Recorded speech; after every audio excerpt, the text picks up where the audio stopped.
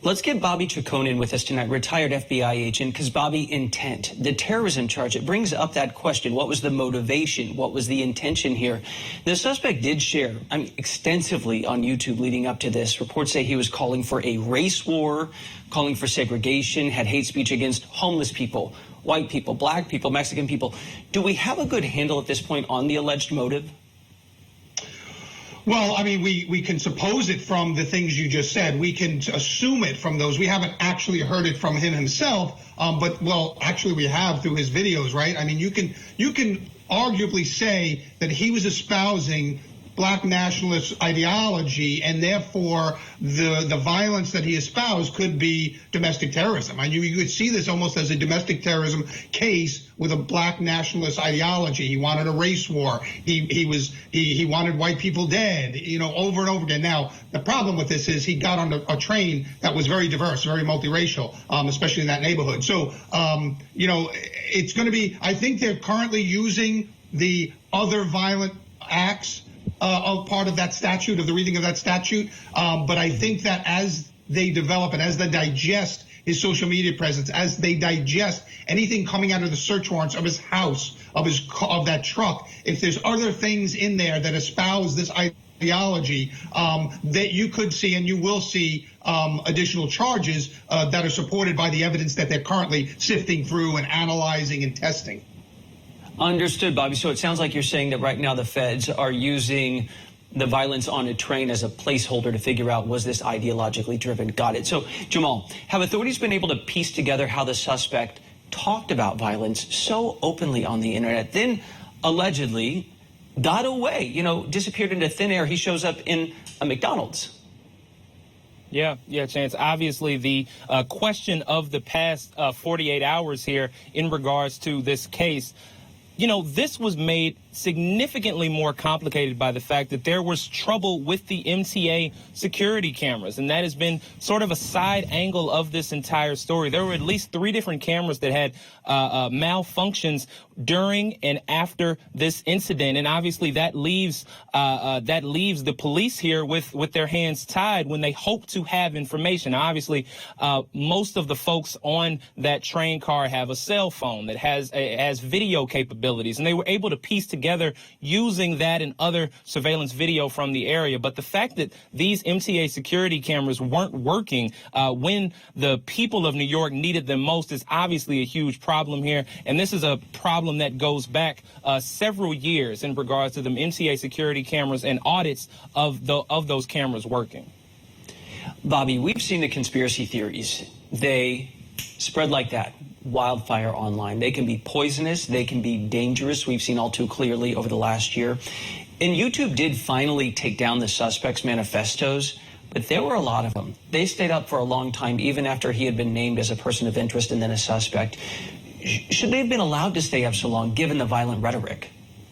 Well, look, I'm a big free speech advocate, but in an age where you can be taken off of social media for espousing some biological sciences you learned in high school or some political ideology that's nonviolent, and you can be canceled for, say, questioning a vaccine, and you can be taken off of taking your rights to social media away. In an age like this, where big tech is doing censorship, they have to start looking in the mirror and saying, well, if you're going to censor these people for this, how are you not censoring these people? How are you not taking this stuff off the air? Because that platform that he's using, he's radicalizing himself. He's getting himself worked up. You can see it in these videos. You can see his emotions coming out. And so giving him that platform to espouse that stuff just leads down the road of radicalization and ultimately leads to a day like we had in the subway. And so I think that big tech has a lot to answer for in a day and age where they are censoring people. There's no question. They're censoring certain people for certain things, yet they're not censoring other people for other things. And I think they have a lot to answer for that. Let me go a bit deeper on that, because I guess legally this is a private platform, and unless they are bringing people to violence or promising they're going to do violence, you know, legally that's a separate issue.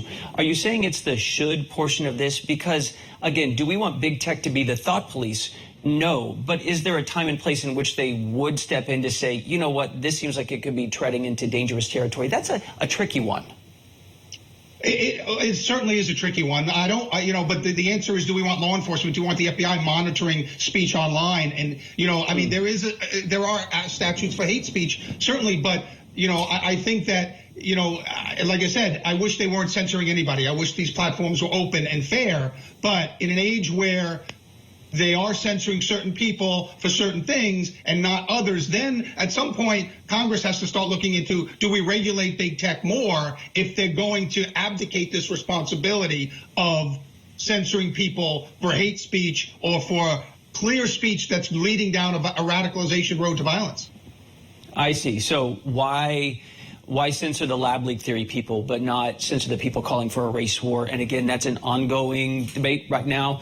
But I want to end on the human element here. Axel, you were on the streets of New York City. You were there morning to night yesterday. 30 people or so were affected by this. How are the victims? Chance, yes, there are at least 29 people that were hurt during this shooting. Not all of them received gunshot wounds. You have to bear in mind that these were passengers inside an underground train. Once that train stopped at the 36th station here in Sunset Park, they were trying to leave, to exit that train as quickly as possible, looking for safety. So some of them who were hurt, who did not receive a gunshot wound, trampled. Also, smoke inhalation played a role. Police was saying, have confirmed that. There were children inside the train. There was a pregnant woman. This was during rush hour. It was just minutes before 8:30 in the morning. We saw it earlier today when we were here in the morning reporting live.